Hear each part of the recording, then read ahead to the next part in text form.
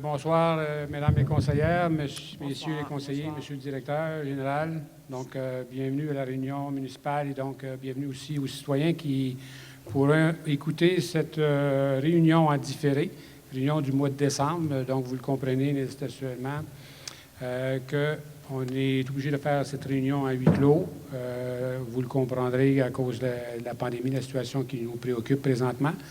Je dois quand même féliciter la population de Passepébiac parce que en ce moment, ça va bien. Il n'y a pratiquement pas de cas dans la MRC de Bonaventure.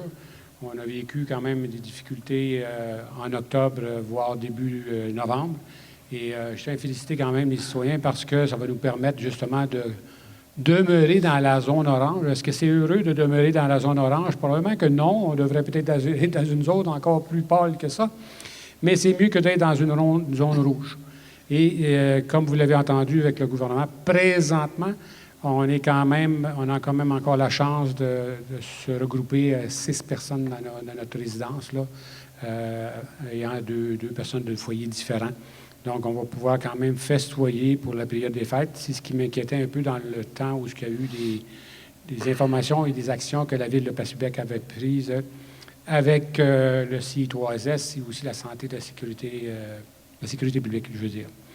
Donc, je tiens aussi à souligner, avant de faire la rencontre officielle, le lancement du village du Père Noël, je dis du Père Noël, mais plutôt du pôle Nord, qui a été lancé jeudi dernier.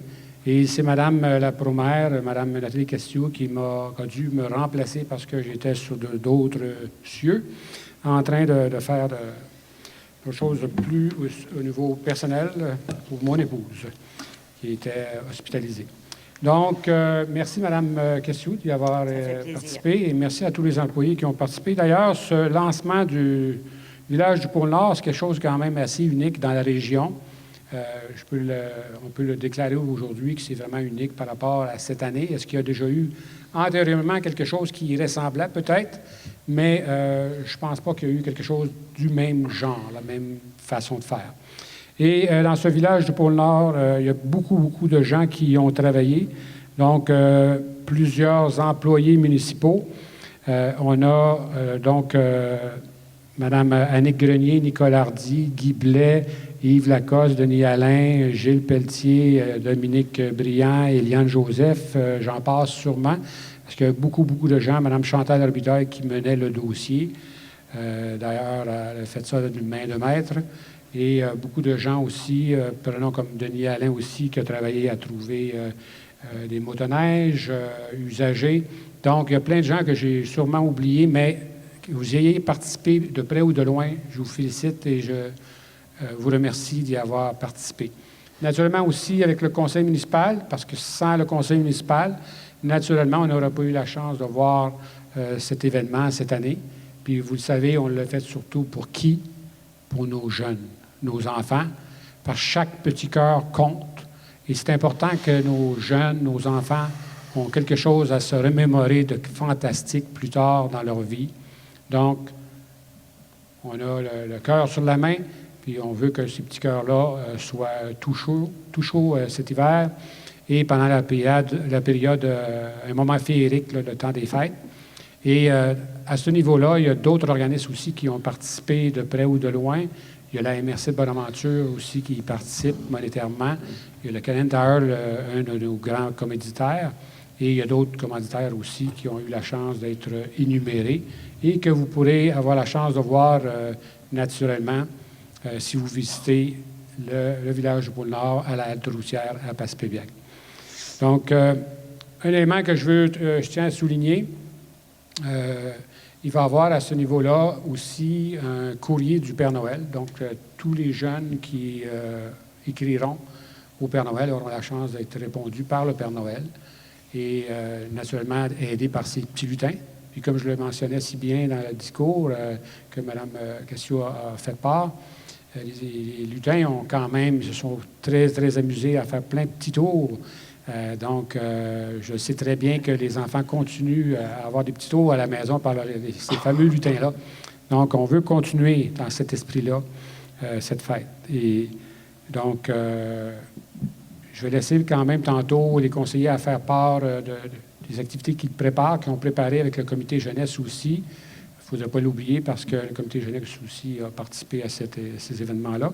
Mais il va y avoir le défilé du Père Noël que je vais laisser Mme Castillo en parler un petit peu plus longuement tantôt. Donc, bien content de voir cet événement-là venir à Place-Pébiac et va sûrement faire des petits et devenir plus gros les années qui suivront. Donc, plus de gens qui vont s'en occuper.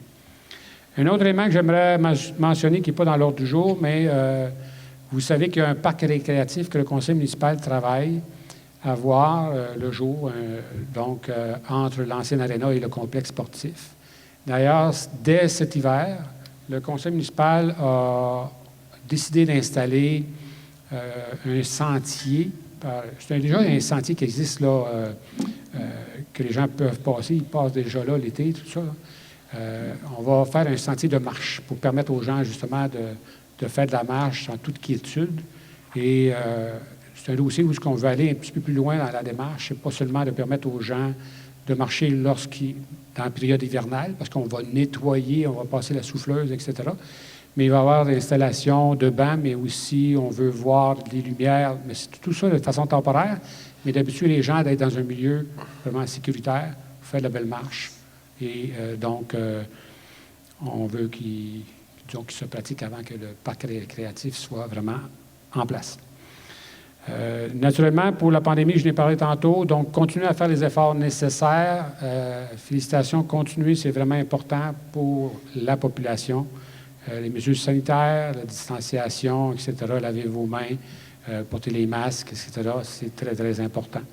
Je sais que dire le message que je vous fais part aujourd'hui, il a une certaine importance, parce qu'on entend plein de gens qui n'y croient pas nécessairement à ce virus. Mais je tiens à vous souligner que c'est important quand même de suivre les mesures sanitaires, peu importe ce que vous croyez, ne serait-ce que pour les autres. Donc, respectez les autres au moins, au minimum. Ensuite, juste pour faire part aussi que j'ai reçu le rapport d'activité d'épilepsie Gaspésie-Sud. Donc, le conseil municipal, les conseillers, si jamais vous êtes intéressés à regarder ce rapport, je l'ai en main et ça me fera plaisir de vous le passer. Vraiment plein de belles activités que Gaspésie-Sud a réussi quand même à faire pour l'année 2019-2020, malgré la pandémie. En même temps, parce que c'est sûr, je peux toujours prendre la parole, mais à la fin, mais j'ai décidé de le faire plutôt maintenant. Donc, au nom du conseil municipal, à tous les gens, les citoyens de Place-Pébiac, les citoyennes et les citoyens, de leur souhaiter des vœux de Noël, des belles fêtes, passez des belles fêtes avec votre famille, profitez-en. C'est important d'en profiter. Profitez-en avec vos enfants. Donc, faites des sports un peu partout, à l'extérieur aussi. Vous savez, nos infrastructures sont encore ouvertes jusqu'à maintenant. Le Monticole va ouvrir à partir du 8 décembre, c'est-à-dire pour la restauration. Et ensuite, aussitôt la température nous permet, on aura, autrement dit qu'on aura de la neige, mais on aura le ski de fond, aussi la raquette, etc. Donc, faites du sport, ça tient en santé, c'est important de rester actif. Donc, joyeux Noël et passez de belles fêtes à tous. Donc, sans plus tarder, donc, considérant qu'il est dans l'intérêt public et pour protéger la santé de la population, des membres du Conseil et des officiers municipaux, que la présente séance est tenue à la salle multifonctionnelle du Centre culturel suite aux recommandations du ministère de la Santé et des Services sociaux et du ministère des Affaires municipales et de l'Habitation, soit du MAMACH. Donc, en conséquence, il est proposé par et appuyé par et résolu à l'unanimité que le Conseil accepte que la présente séance soit tenue à la salle plutôt multifonctionnelle du Centre culturel sous les recommandations du ministère de la Santé et des Services sociaux et du ministère des Affaires municipales et de l'Habitation. Donc, ça me prendrait un proposeur et un appuyeur pour qu'on tienne la rencontre à huis clos dans la salle culturelle présentement. Nathalie propose. Mme Nathalie Castillo propose, appuyé par Roméo. M. Roméo Briand. Est-ce que c'est unanime? Oui. Oui. Merci. Oui. Merci, M. Duchesneau. Donc, considérez que l'ouverture de la séance est faite au point 1, point 2, constatation du quorum, point 3, adoption de l'ordre du jour, 4, dépôt de documents et de correspondance, soit dépôt de déclaration des intérêts pécuniaires des élus municipaux, lettre au ministre Bonnardel, Contribution financière du gouvernement du Québec, programme de soutien au milieu municipal et en patrimoine familier, pas familier, mais plutôt immobilier. Violence faite aux femmes, poésie, vendredi 5 à 7. Au point 5, approbation des procès-verbaux antérieurs, soit les séances extraordinaires du 29 octobre, du 9 novembre et du 26 novembre. 6, administration générale des finances. En 6.1, adoption des comptes à payer. 6.2, suivi du budget. En 7, affaires des contribuables. 8, permission de voirie. 9, programme d'aide à la voirie locale, aide financière. 10, résolution du contrôle intérimaire. 11, résolution MRC de Bonaventure, formation pour les pompiers. 12, adjudication de contrat, appel d'offres, études géotechniques. 13, prolongation de l'entente CEMO. 14, entente avec la fabrique de Notre-Dame de Passepébiac. 15, location de l'ancien garage situé au 121 boulevard Gérard-Delévesque-S.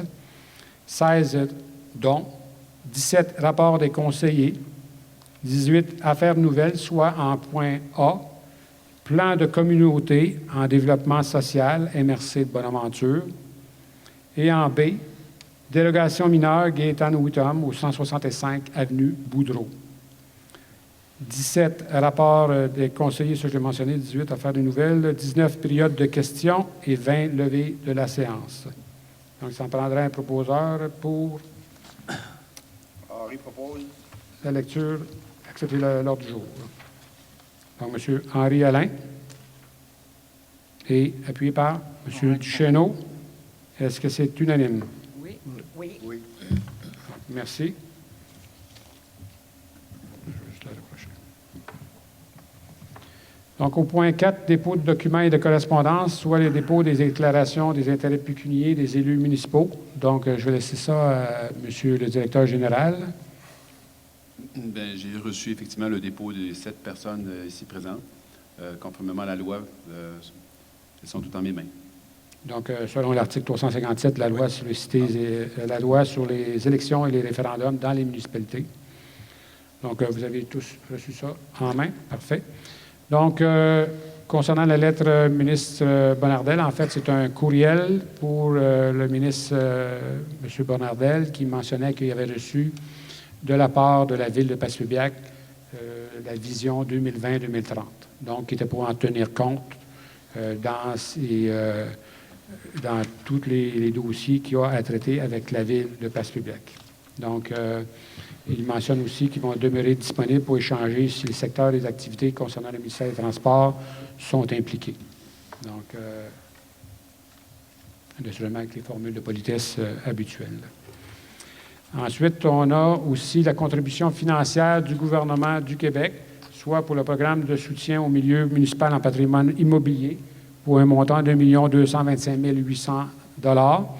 C'est concernant la conservation de 2 bâtiments qui sont cités à la Ville de Passepébiac. Premièrement, celui du presbytère qui est cité à la Ville de Passepébiac et aussi au niveau de l'Église anglicane qui est la bibliothèque municipale de Passepébiac. C'est 2 qui sont cités, un qui est cité au niveau de la MRC de Bonaventure.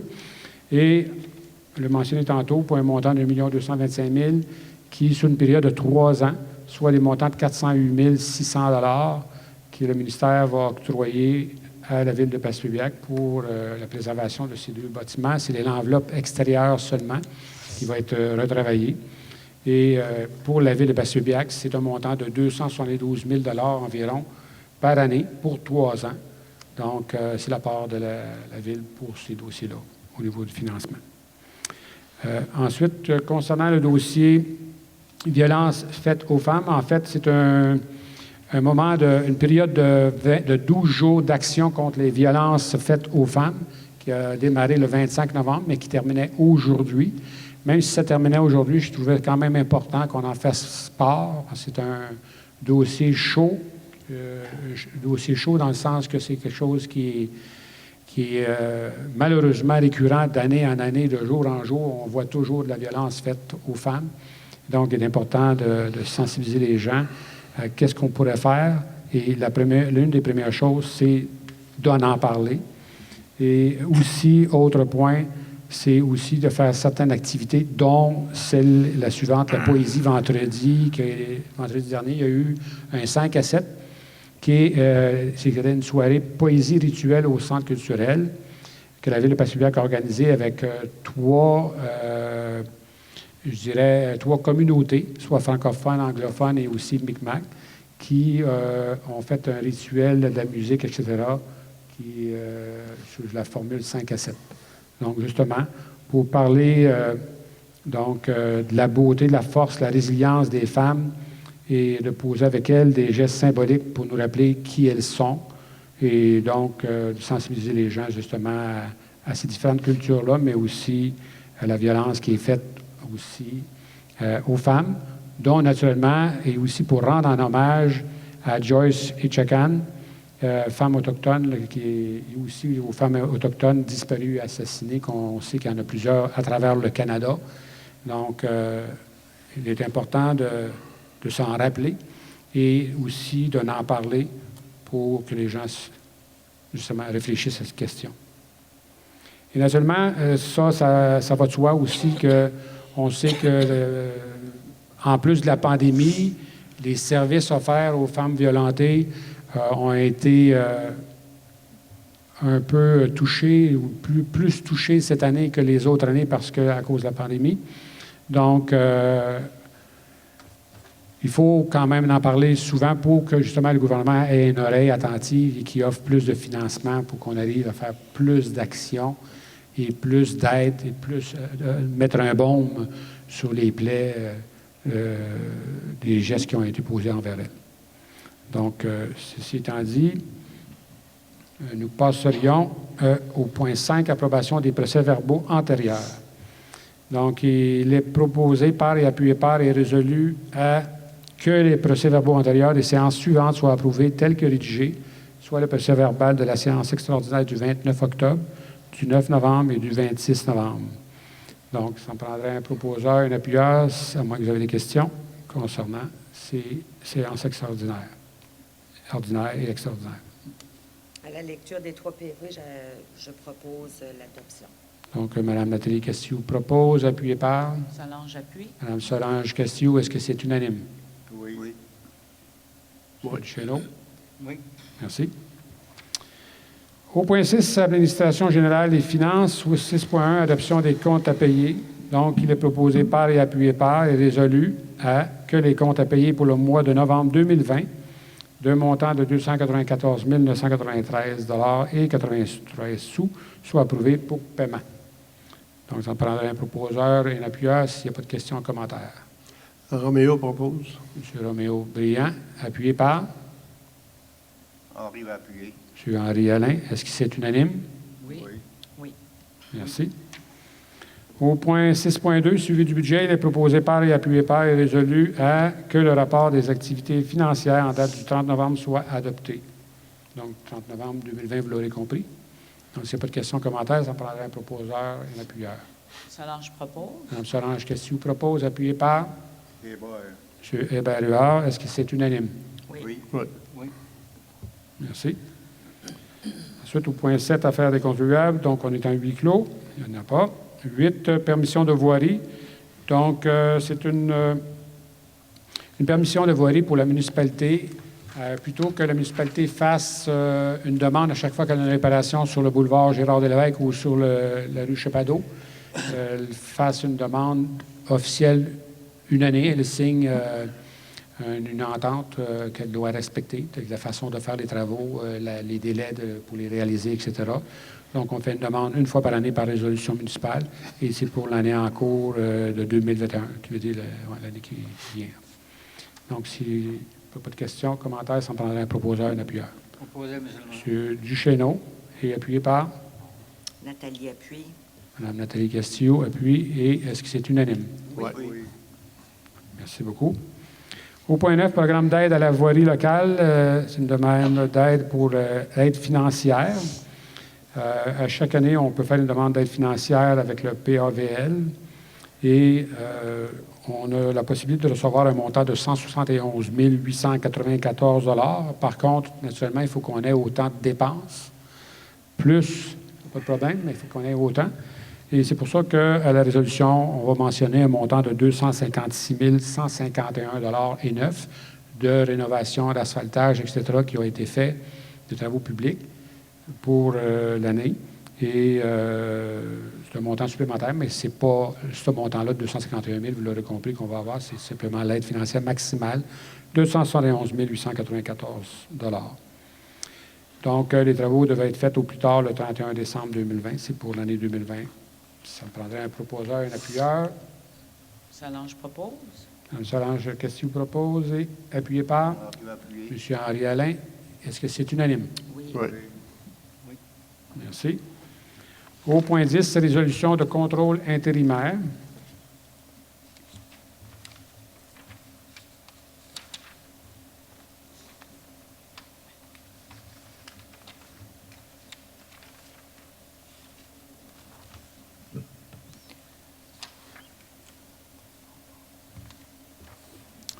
Donc, il faudrait passer une résolution de contrôle intérimaire qui permettra au Conseil de ville, pour les 90 prochains jours, de se pencher sur la question sur 3 éléments, soit sur les enseignes, ni plus ni moins les pancartes publicitaires, là, et aussi concernant les clôtures, c'est-à-dire les clôtures où il y a des gens qui pourraient décider d'installer des fils barbelés ou encore des fils électriques dans des zones résidentielles. Donc, ça peut se pencher sur cette question-là. Et aussi, concernant les possibilités pour les gens de construire des maisons ou installer des maisons sur des pieux vissés. Donc, on voudrait vérifier de quelle façon que les gens pourraient le faire. Et donc, ce contrôle intérimaire-là va nous permettre justement de se pencher sur la question. On a 90 jours pour le faire. Et ensuite, on aura à déposer un nouveau règlement qui répondra à ces démarches-là. Donc, ça, c'est pour, je vais nommer le règlement de zonage, qui est le 2009-325, pour l'article 144, et ensuite l'article 66 pour les clôtures, toujours le même règlement de zonage 2009-325, et pour le règlement de construction 2009-327 à l'article 14 pour les fondations, pour la question des pieux vissés. Donc, Excusez, M. oui. Il y a déjà des règlements concernant ces trois propos-là. En fait, il y a déjà un règlement pour les enseignes, excepté, il y a la question de projection. C'est que lorsque il y a des pancartes d'installer, des enseignes publicitaires, il y a la question de la hauteur, la question de la projection, lorsque la hauteur, lorsque ça tombe, ça pourrait tomber beaucoup plus loin, tomber sur une propriété à côté voisine. Donc, il faut s'assurer de la sécurité des gens, la sécurité des autres propriétés, puis donc de parfaire ce règlement-là. L'autre, la question de la clôture, c'est parce qu'il y a déjà des gens qui ont des clôtures électriques dans certains endroits, qui sont résidentiels.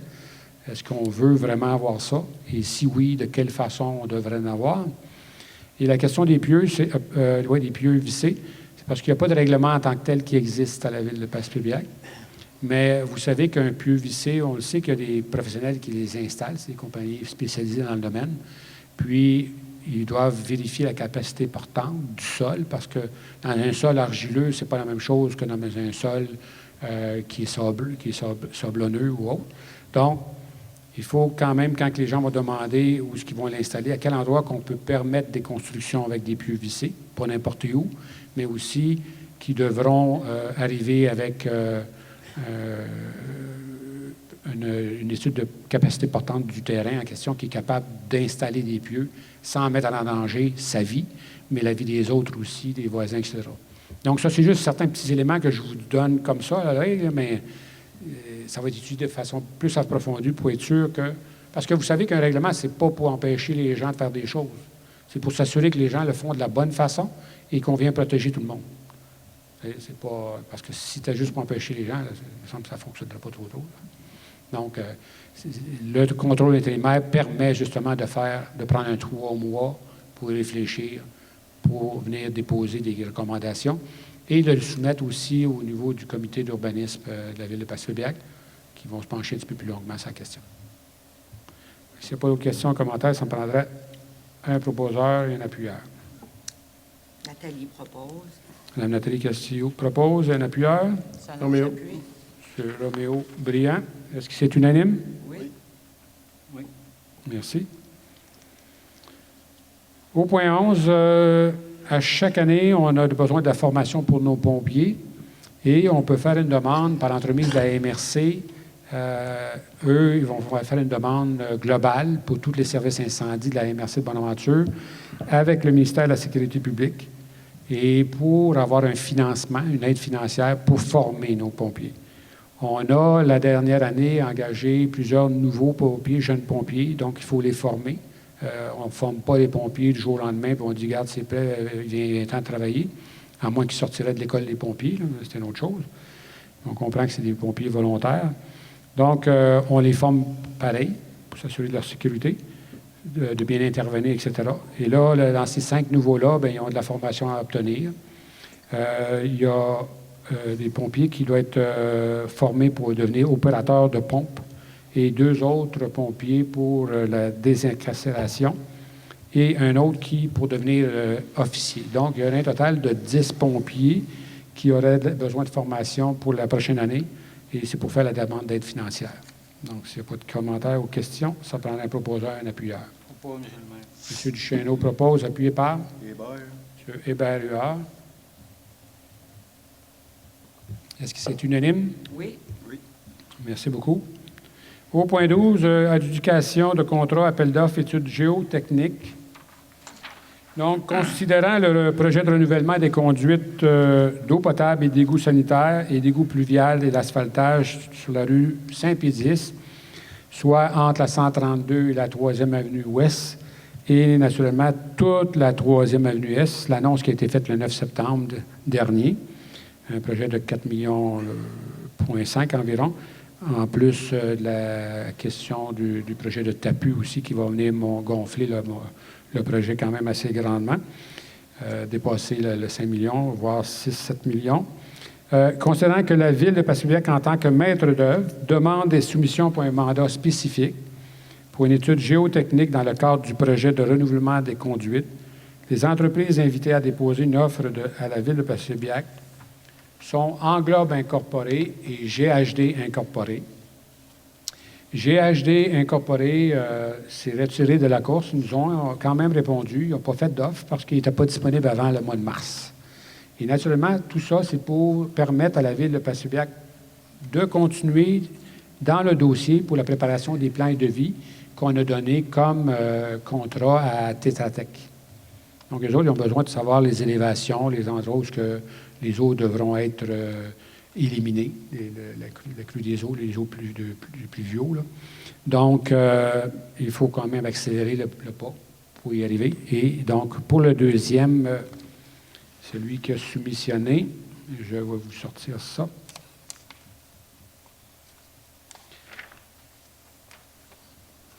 Donc, englobe le deuxième. C'est un montant de 22 975 avant taxes, donc taxes en su, pour un total avec les taxes de 26 415 et 51 sous.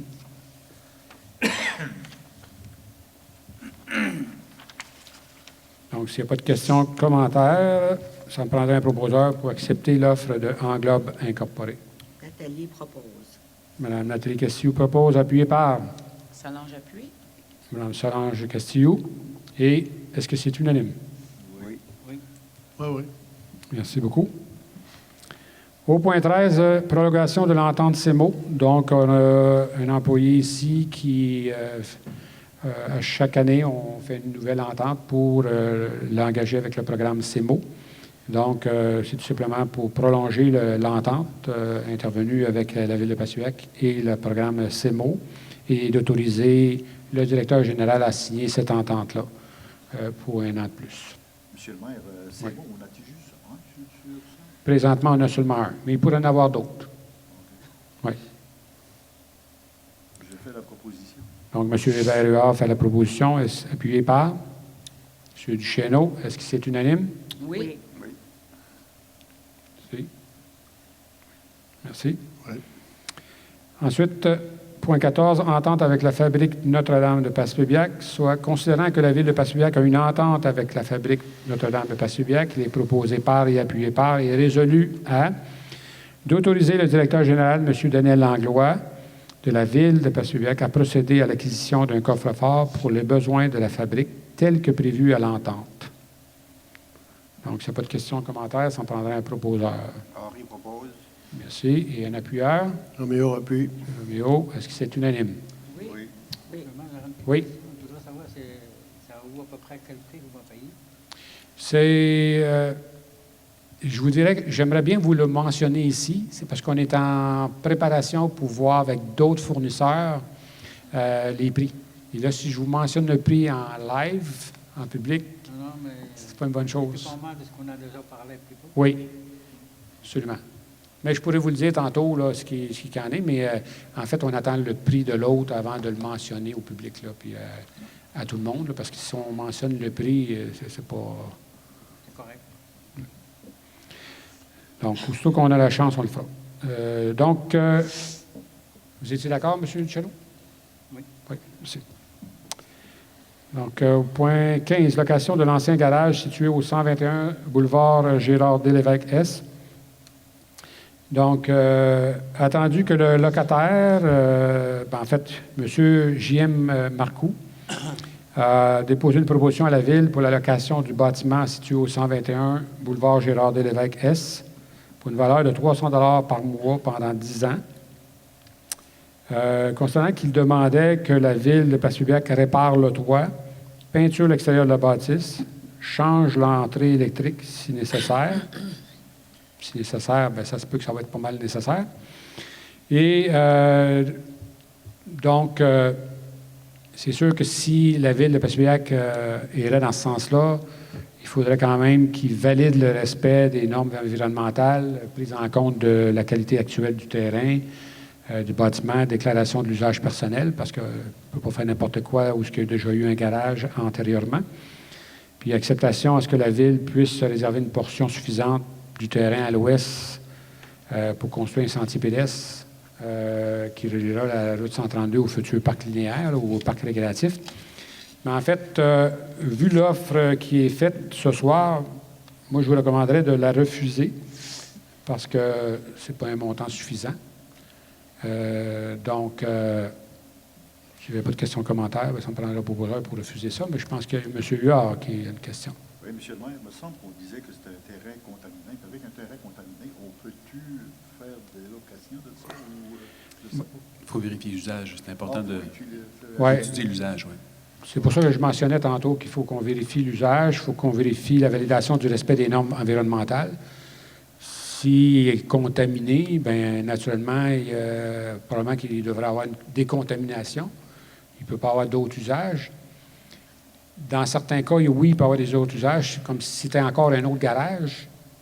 Peut-être qu'il pourrait le faire sans problème. Mais ça, il faut tout vérifier ça. Mais en partant, malgré tout ce qu'on vient de dire et les réponses que je vous donne avec votre question, 300 $ par mois, c'est pas suffisant. En tout cas, à moins que vous pensiez d'autres choses, là, mais... Monsieur le maire, on ne peut pas recevoir à 300 $ par mois, puis on peut les réparer le toit, faire l'extérieur puis l'entrée électrique. Il ne faut pas d'argent avec ça, non? Non, c'est ça. Puis même que si ça ne respecte pas les normes environnementales, tout ça, puis on signerait quelque chose à ce niveau-là, on s'embarquerait peut-être plus dans des problèmes que d'autres choses. Il faudrait étudier la question plus profondément. Oui. Pour savoir si c'est rentable ou pas. Mais premièrement, il faudrait regarder au niveau environnemental, mais deuxièmement, à 300 $ pièce, c'est pas suffisant. Non, c'est pas suffisant. C'est ça, ce que je pense. Mais lui, il veut-tu louer ça à l'année ou juste une période? Lui, il veut louer pour 10 ans de temps à 300 $ par mois. On donne 36 000 $. Puis les 5 premières années, il dépose le montant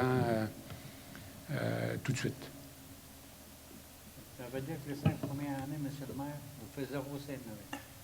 Mais avec toutes les réparations, probablement qu'on n'en fera pas grand-chose. Puis, c'est ça. 300 $, c'est Pas peu. dur à calculer, 3 600 $ par année, 5 ans, ça va faire 17 000 $. Ça fait que, Sur 10 ans, ça fait 36 000 $. Sur, ouais, pour tu 5 ans, répares le il va toit. te donner 15 000, 17 000. Ça va te coûter plus que ça pour le faire réparer. Absolument. C'est ça. Donc, s'il n'y a pas d'autres questions, commentaires, ça me prendra un proposeur pour refuser l'offre. Hébert le propose. Donc, M. Hébert Huard propose de refuser l'offre et appuyé par Roméo? M. Roméo Briand. Est-ce que c'est unanime? Oui. Ouais. Oui. Merci. M. Duchesneau? Oui. Oui, merci.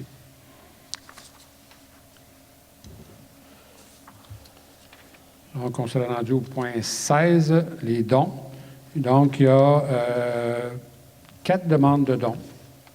En fait, il y a l'Association pulmonaire du Québec, qui habituellement, on donne 100 $.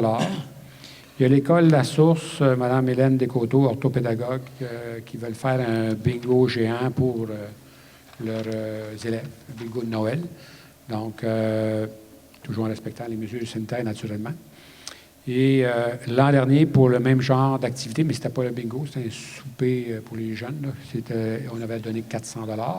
C'est pour 160 élèves de Passepébiac. C'est sûr qu'il y a d'autres élèves là, relativement à ça, mais pour nous, il y en a 160.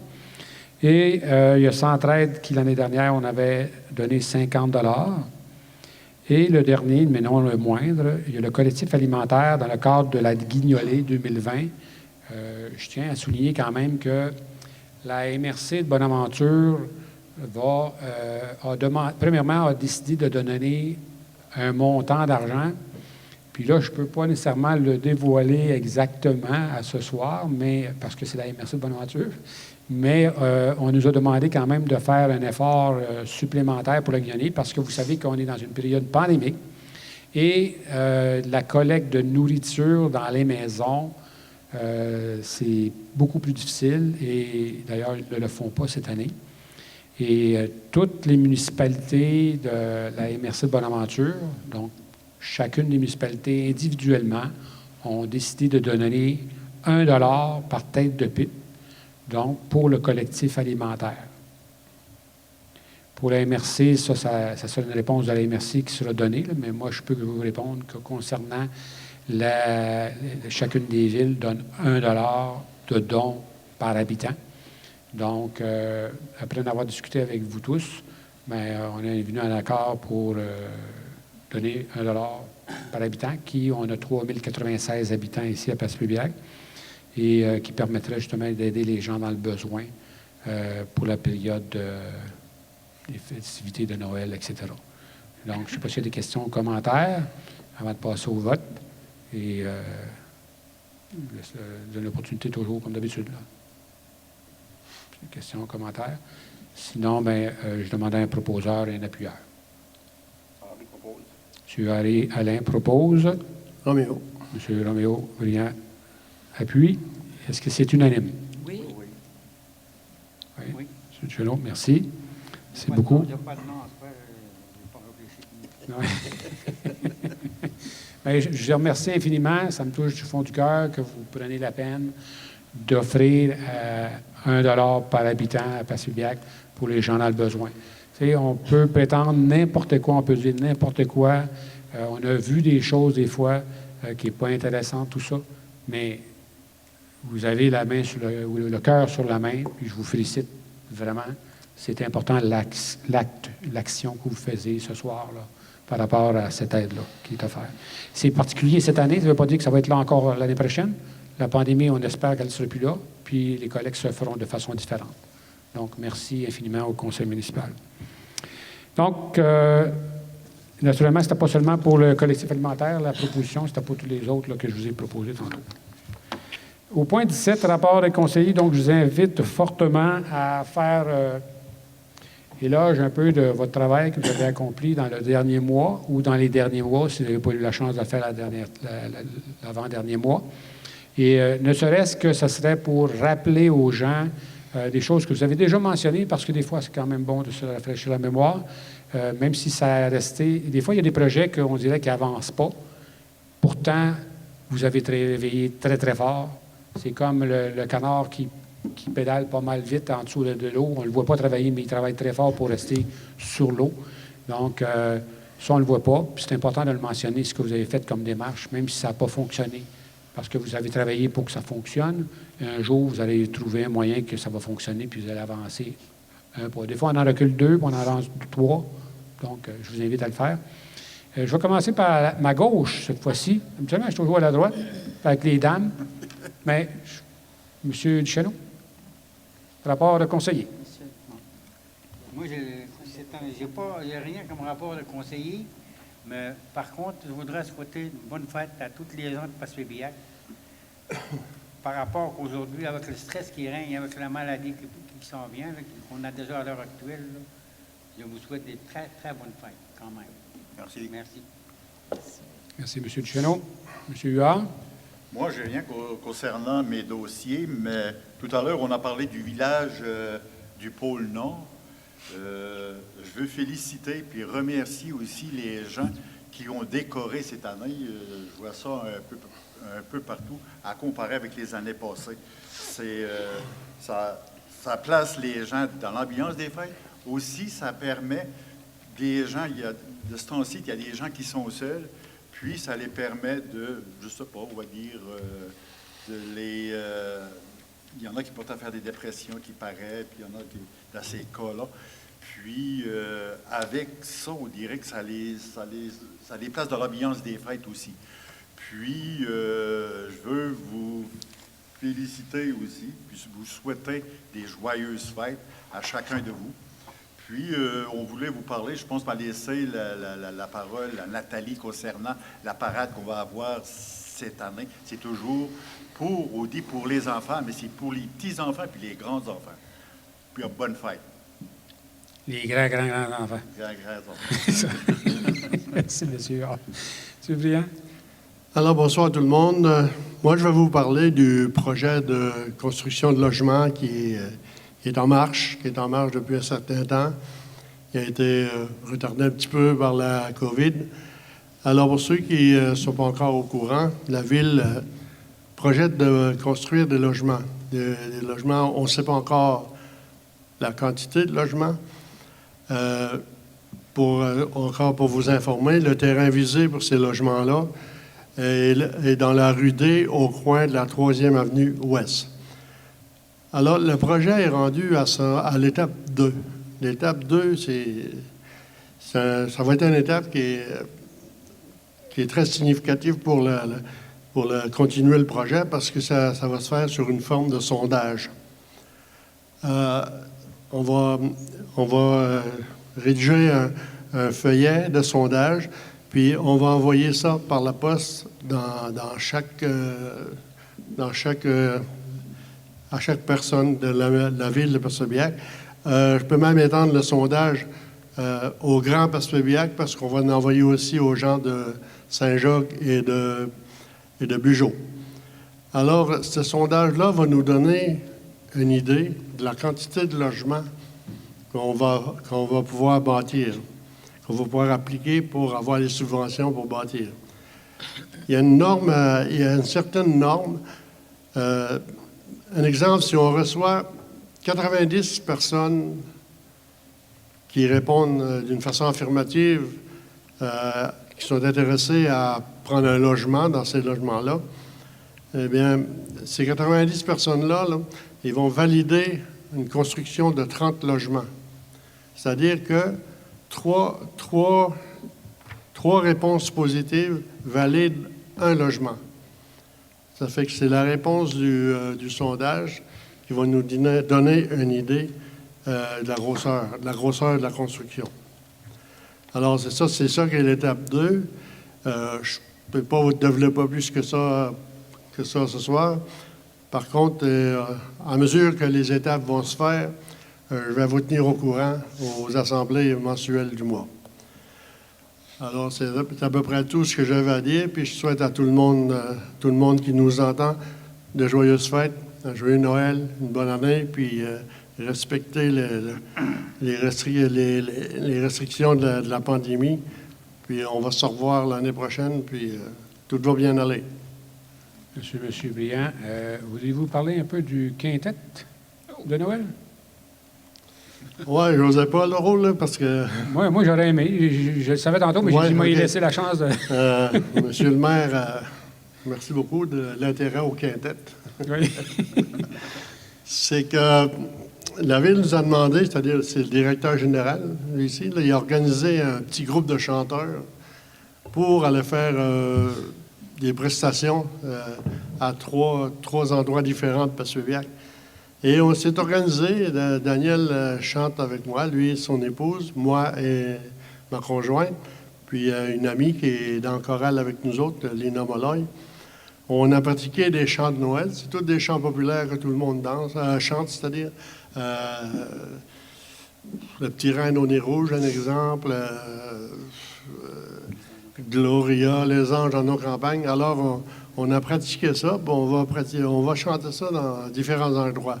On l'a fait samedi passé en face du Canadian Tower. La semaine prochaine, c'est en face de chez Jean Coutu. Puis dans l'autre semaine, c'est en face de IGA. Alors, on vous invite à venir nous encourager, juste venir nous écouter un petit moment, puis ça va vous rappeler les chansons qu'on chante habituellement durant les fêtes. Alors, je vous invite encore, puis vous êtes les bienvenus parce que ça nous encourage. Merci, M. Briand. C'est à quelle heure? C'est à 1h30 le samedi après-midi à 1h30. Excellent. Merci, M. Briand. Merci à ces personnes-là qui s'impliquent dans la communauté. Ça met de l'ambiance. On a besoin de ça. Donc, M. Bonsoir tout le Henriette. monde. Moi, je suis sur différents dossiers. Je suis sur le dossier de l'aménagement. Je voudrais féliciter Mme Robitaille pour le village du Pôle Nord, aussi pour les employés de la ville de Passepébiac, pour les bels efforts qu'ils ont fait là-dessus. À la dernière assemblée, j'avais annoncé que le Mouticole était censé ouvrir le 16 novembre. Ça n'a pas été le cas. Monsieur le maire l'a annoncé, il prend du devant. C'est le 8 décembre. Ça fait, il parle de mes dossiers. Hein. Désolé. Ça fait, pour finir, je vous souhaite joyeux Noël et bonne année. Soyez prudents sur les routes. Et merci beaucoup. Merci, M. Alain. Nathalie Castillo. Bon, bonsoir tout le monde. Moi, de mon côté, au niveau du comité intermunicipal, le 26 novembre dernier, nous avons octroyé le contrat pour la confection du camion citerne à c'est-à-dire à la compagnie Maximétal pour la confection de notre camion incendie. Aussi, les habitations populaires de Passepébiac, travaux rue Maldemain prévus en 2021 pour 3 logements. Il va y avoir 3 nouveaux logements qui vont être rénovés. C'est des nouvelles argents qui vont arriver. Okay. Les travaux débuteront le 10 janvier et se terminera aux alentours du 19 de février. L'entrepreneur étant les constructions scandinaves. Au niveau du comité d'embellissement, nous avons fait 2 rencontres concernant les entrées est et ouest de la ville. Les endroits proposés seront présentés au conseil municipal sous peu pour approbation. Si ce n'est déjà fait avec Mme Robitaille, elle devrait vous présenter ça sous peu. Okay. Aussi, j'avais l'ouverture du village du Pôle Nord, mais je pense que tout le monde a mis un peu son commentaire, puis je tiens à féliciter également toute l'équipe pour vraiment le beau déploiement qui s'est fait. Puis au niveau de mes vœux de Noël, à toute notre communauté, je désire vous souhaiter de joyeuses fêtes. Prenez soin de vous et de vos proches. Gardez la santé, que 2021 vous apporte paix et bonheur. Merci. Merci, Mme Castillo. Donc, Mme Solange Castillo. Alors, bonsoir à vous tous. Alors, durant les dernières semaines, nous avons travaillé fort avec le comité jeunesse et la ville de Passepébiac afin d'organiser notre 2e défilé du Père Noël, soit par la logistique, les commanditaires, la permission de circuler et bien sûr la création de nos chars allégoriques. Il sera primordial d'être tous disciplinés afin que cette activité soit une réussite, soit par la distanciation sociale puis les mesures sanitaires qui sont en cours. Donc, on vous attend dès ce dimanche, le 13 décembre. Si la température ne le permet pas, ce serait peut-être devancé au samedi le 12. On va suivre ça de près. Aux alentours de 15h, 15h15, des placiers seront sur place. Ils vous guideront en vous indiquant la marche à suivre. Donc, bien suivre les consignes du placier. On va pouvoir syntoniser la radio sur la chaîne 89.3 FM, chaîne qui sera dédiée uniquement à la parade. Cette chaîne sera accessible aussi aux gens à la maison. Le Père Noël remettra un chocolat à chaque enfant au village du Pôle Nord, soit à la halte routière. Il y aura un billet numéroté sur chaque chocolat émis afin de participer au tirage des prix de présence qui seront tirés tout au long du trajet. Les numéros gagnants seront annoncés sur la chaîne radio de la parade. Également, des juges choisis dans la population en lien avec le concours des voitures décorées ou chars allégoriques pour un prix de 50 $. Donc, n'oubliez pas, tous devront rester dans leurs véhicules respectifs. Ce sera tolérance zéro pour les gens qui ne respectent pas les consignes. Également, les dossiers de dentisterie, dossiers de maison des aînés déposés il y a quelques mois, dossiers parc linéaire, dossiers politique de la famille, sont des dossiers qui sont prioritaires à mes yeux et qui vont continuer d'être prioritaires pour l'année 2021. Donc, en terminant, je vous souhaite également à toute la communauté de joyeuses fêtes et de la santé. Et restez parmi nous. Merci et bonne soirée. Merci, Mme Castillo.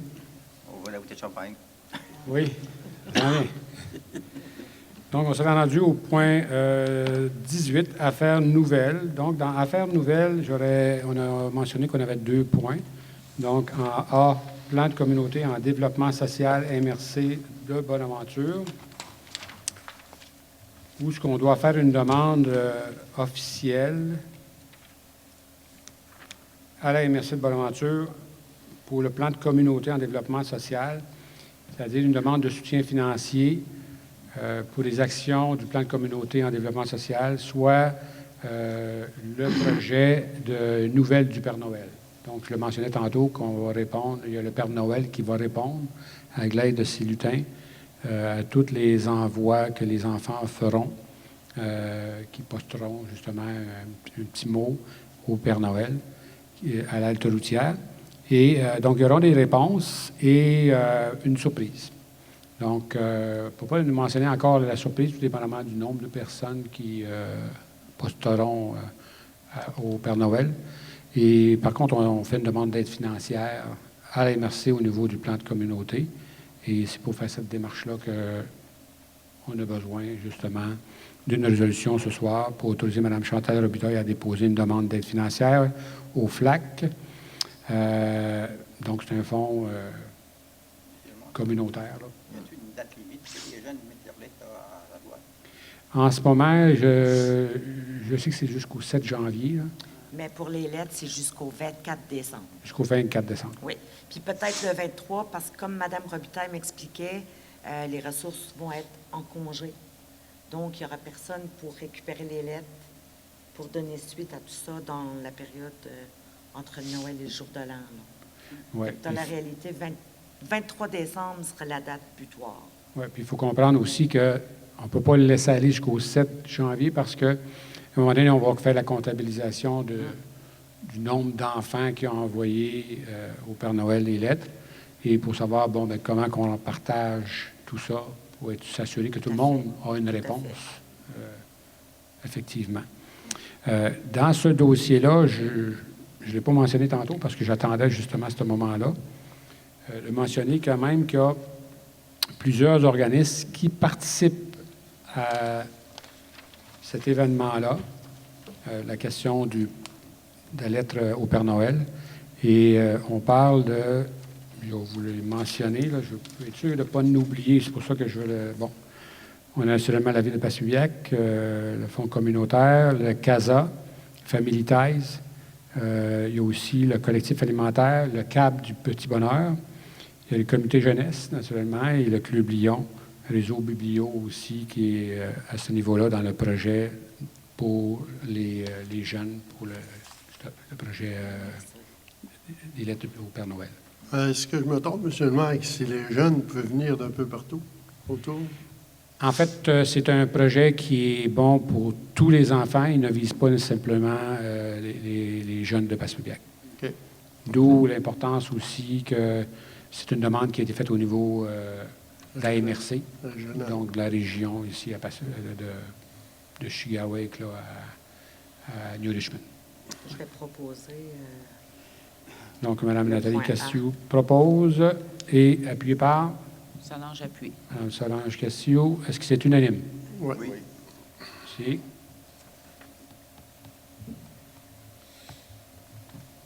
vais vous donner la résolution. Ensuite, au point B, 18B, délégation mineure Gaétano Wittom au 165 Avenue Boudreau. Vous savez qu'en novembre, on a passé une résolution municipale qui nous permettait de faire de la consultation publique par écrit.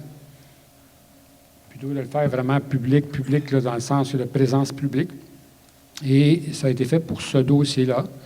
Donc, le conseil municipal de la ville de Passepébiac doit statuer ce soir concernant une délégation mineure qui vise les articles 145.1 à 145.8 de l'article A19.1 de la loi sur l'aménagement et l'urbanisme. Donc, l'immeuble que je vais mentionner tantôt, 165 Avenue Boudreau, à Passepébiac, c'est pour le rendre réputé conforme une marge de recul arrière du bâtiment, qui est de 2,44 mètres, alors que l'article 27.1 du règlement de zonage 2009-325 stipule que la marge de recul arrière prescrite est de 8 mètres pour l'usage d'habitations unifamiliales isolées. Donc, il y a eu un avis qui a été fait par Internet et les gens avaient jusqu'au plus tard le 4 décembre pour déposer un avis d'opposition ou de commentaire. Et il n'y a personne qui a répondu. Donc, ça nous met dans la possibilité du conseil municipal de statuer et d'accepter cette demande telle qu'elle a été formulée.